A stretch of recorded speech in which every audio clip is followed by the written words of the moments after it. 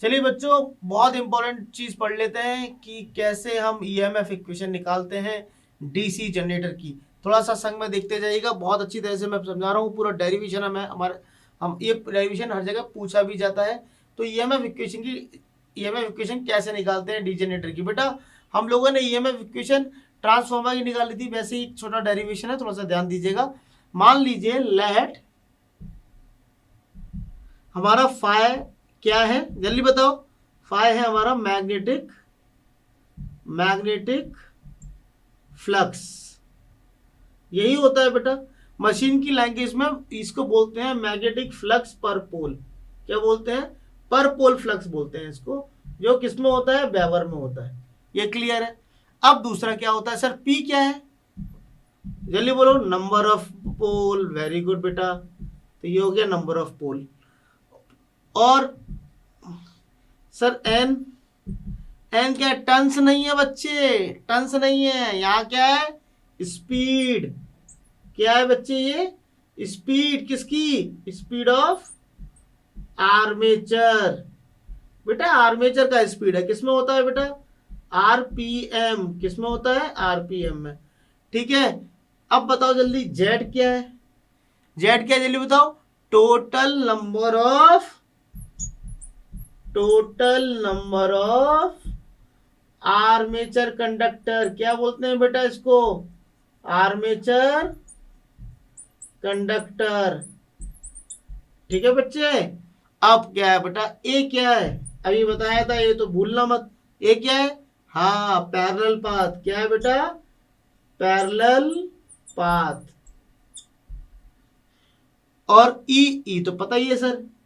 Generator का लिख रहा हूं तो easy is a generated EMF, उसको बोलते हैं ईएमएफ ऑफ जनरेटर। क्या बोलेंगे बच्चे? EMF of generator. ये छोटी छोटी टर्मिनोलॉजी है, वो मैंने एक तरफ लिख दी है। I hope you recall all this terminology in your memory.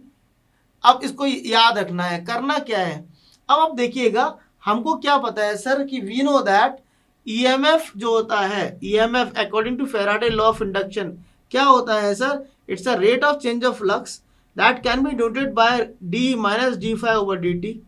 यही होता है, यही होता है। इसको हम ऐसा लिख सकते हैं, या इसको बोल सकते हैं कि इक्वल्स टू माइनस वी, है ना। लेंज लॉ भी हम यहाँ से देख ले सकते हैं।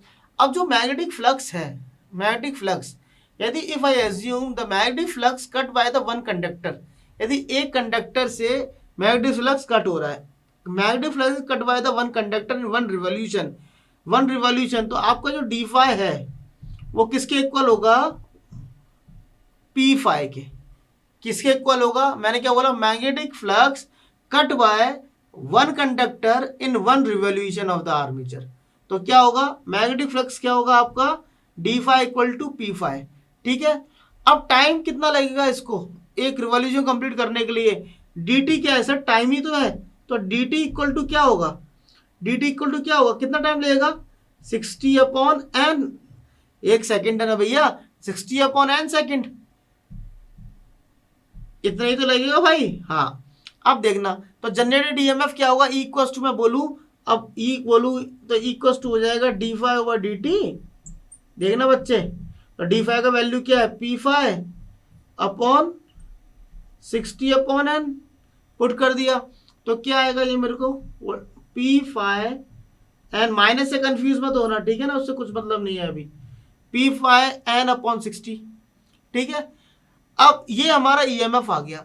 ईएमएफ जनरेटेड ईएमएफ यदि मैं बात करूं तो क्या होगा? ईएमएफ पर पैरेलल पाथ यदि निकालना है, पर पैरेलल पाथ, ये तो मेरा ईएमएफ आ गया। अब यहां पर मैं लिखता हूं भैया पर पैरेलल पाथ, पैरेलल पाथ, पर पैरेलल पाथ ईएमएफ, ईएमएफ पर पैरेलल पाथ। तो हमारा किससे मल्टीप्लाई करना पड़ेगा सर? इस ईएमएफ में पर पैरेलल पाथ, आर्मेचर कंडक्टर कितना है? जेड, पैरेलल पाथ ए, तो जेड अपॉन ए से मल्टीप्लाई कर दीजिए।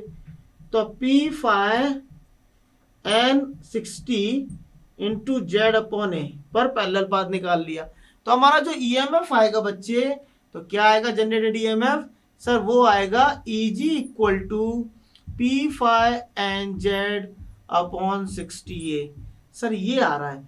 ये आ रहा है सर, सर बिल्कुल सही है सर, यही है आपका ईएमएफ, ये जनरेटेड ईएमएफ हो जाता है। लैप वाइंडिंग के लिए बात करेंगे तो लैप के लिए मैंने बताया था आपको कि लैप वाइंडिंग में क्या होगा। सर लैप वाइंडिंग में क्या होगा जल्दी बताओ, ए इक्वल टू होगा P, A equal to P है तो ईजी का वैल्यू क्या आ जाएगा सर, ये आ जाएगा पी फाइव एन अपॉन 60, ये आपका क्या होगा लैप वाइंडिंग के लिए होगा। और वेव वाइंडिंग में क्या करेंगे सर, सर वेव वाइंडिंग के लिए क्या कॉन्सेप्ट बताया था सर, मैंने बताया था फॉर वेव वाइंडिंग